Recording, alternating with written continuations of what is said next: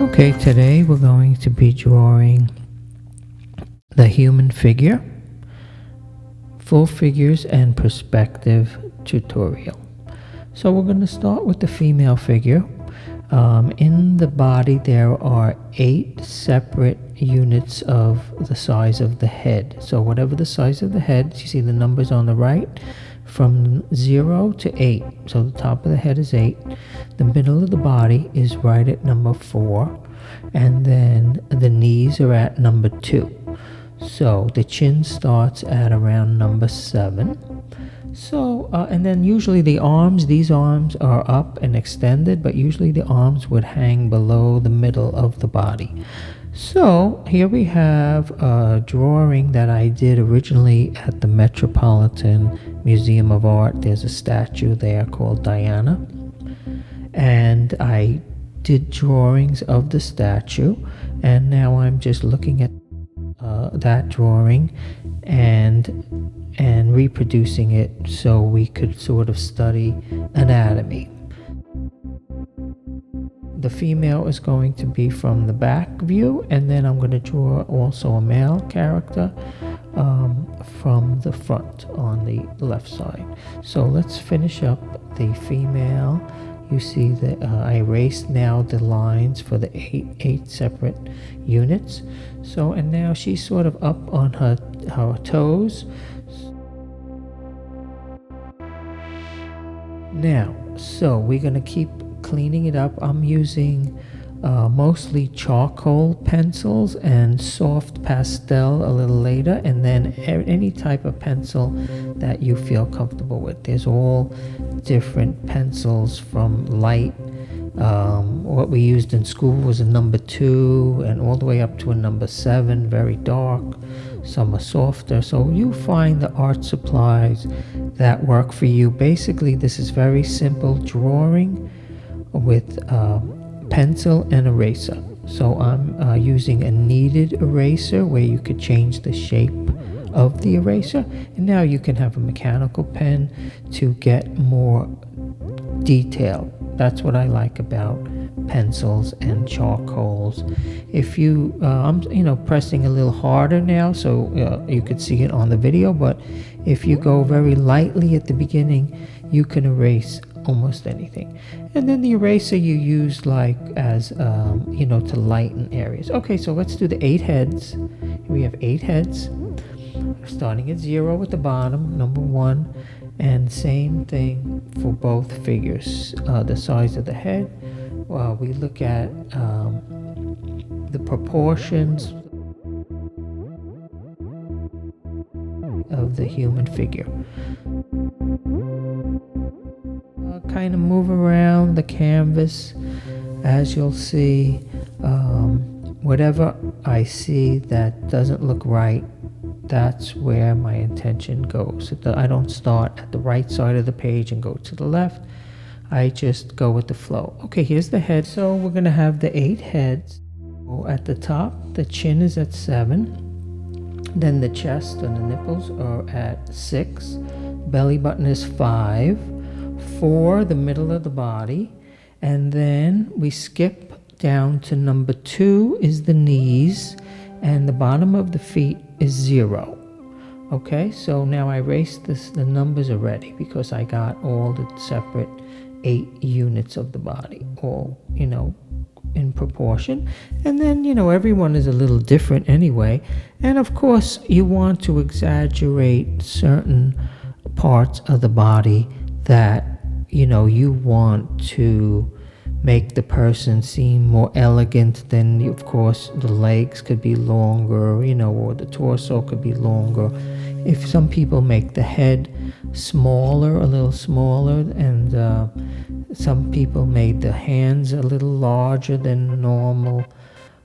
So you could adjust the proportions to suit their personality.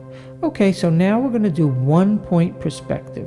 So we're going to find the center line right behind her, so you don't see the vanishing point, because I'm hiding the line of perspective the point for 1 point perspective.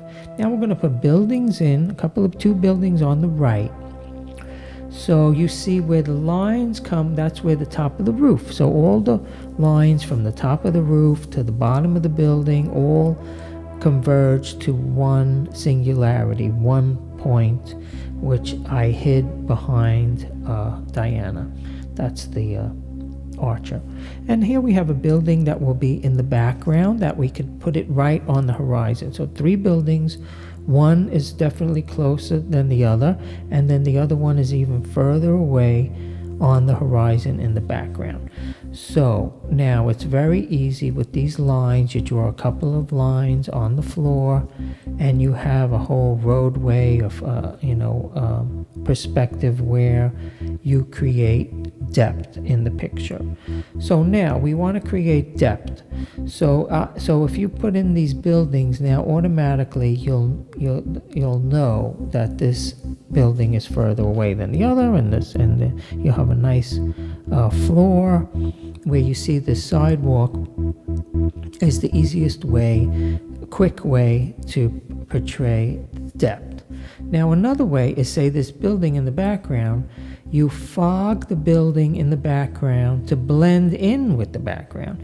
And then the building on the right where you want to look, where it's closer to you, you want that to be very contrasty, very black and white. You see the building on the right, how contrasty it is, and then the building in the back is very muted and far away. So this is going to give you automatically depth. So now maybe we'll add some color, we'll add maybe there could be mountains or trees back there, and I use a brush to blend everything together, or my finger, it's fine. And I use some, now we're going to erase a little bit, to get back to the original paper background. This is like an off-white, sepia-toned paper that now I added a little bit of green and blue in the sky that I might take it down a little bit. So I usually don't like to add too much blue. It's kind of whatever, so typical and pretentious just to put blue in the sky. But I think I'm going to add it in a little while just for the video. There's a little blue now, some green. And so I do keep working the whole canvas. Now let's do some smearing.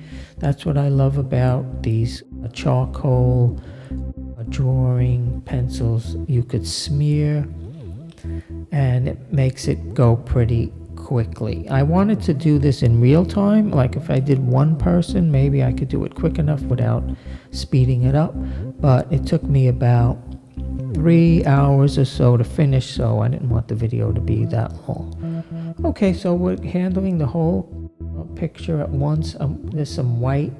I have different white pencils. Now we'll go to a regular graphite pencil, dark, so outline. I'm doing mostly an outline just to show you the proportions, and if you wanted to, you could darken the background so the outline disappears a bit, but just for demonstration purposes I wanted you to see everything very black and white, and like a drawing. It's mostly a drawing. It's not really a painting yet. It could be. So now it's sort of coming together. I try to find something that doesn't look right, like what her right leg looks a little larger than the thigh, on the left side, so we might have to look into that. You want a curvature in the back. Now his feet are a little big, but he looks okay. His arm is going off the side, so that I kind of left that to like, what is she going to fire this at him, or is he holding something? A target? Is it target practice, or is it whatever? It could be a love thing, shooting the arrow, Cupid and all that. So you could read into it as far as you want. I am just copying 2 drawings that I had.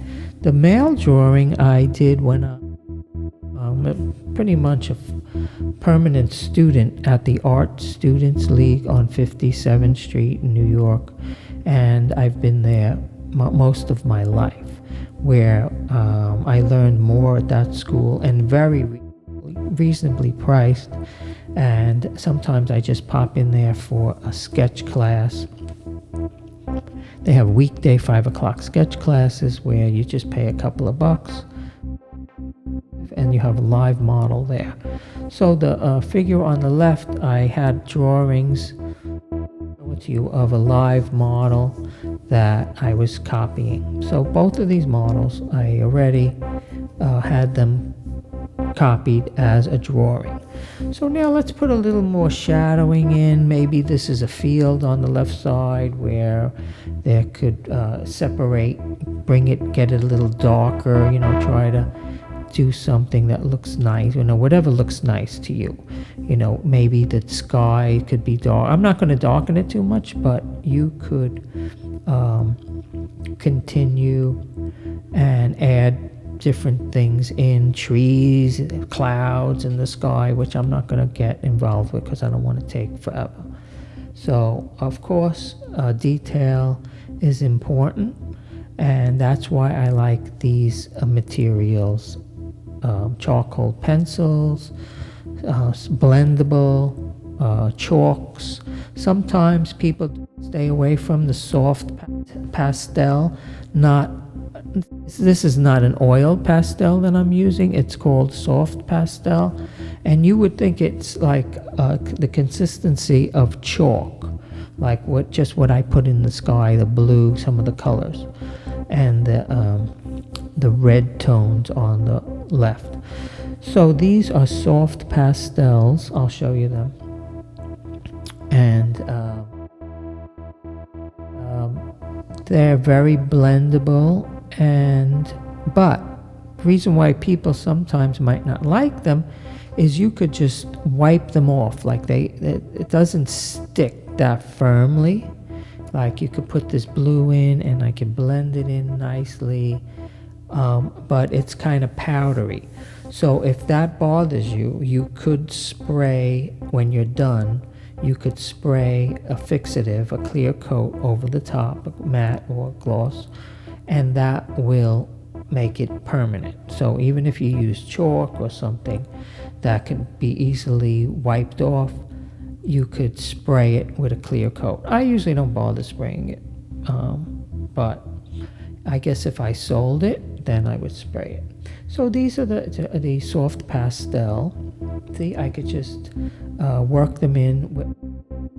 The white is terrific. I mean, add a little blue in the sky, and I can use a regular brush. And this is a blending stick, which I just bought some of these supplies. You don't need a lot of different supplies all you need is paper and a pencil.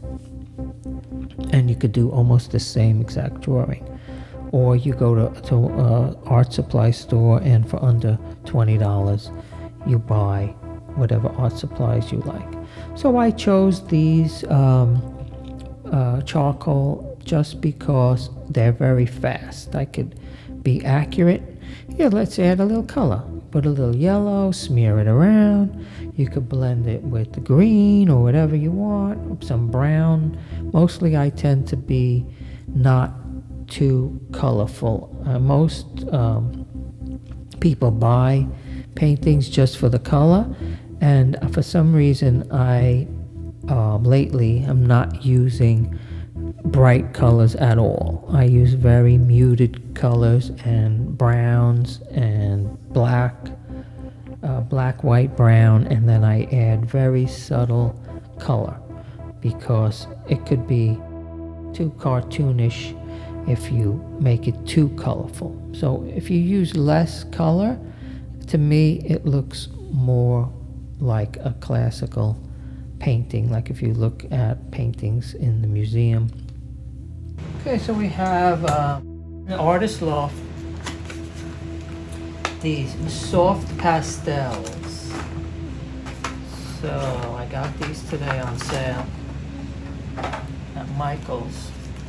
And they're great because you can be very accurate and they're blendable. A kneaded eraser. So this eraser.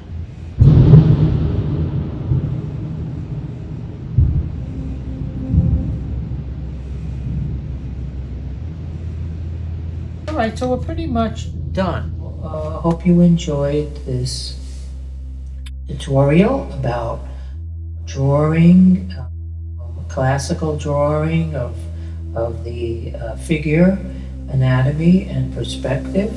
So my name's Paul Petronella. Don't forget to like and subscribe. Thank you.